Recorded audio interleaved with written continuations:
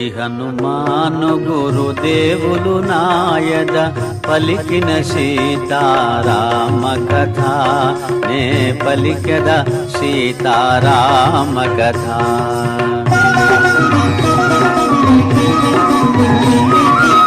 శ్రీ హనుమంతుడు అంజనీసుతుడు అతి బలవంతుడు రామభక్తుడు లంకకు పోయి రాగల ధీరుడు మహిమోపేతుడు శత్రుకర్షణుడు జాంబవదాది వీరులందరును ప్రేరేపింపగా సమ్మతించెను.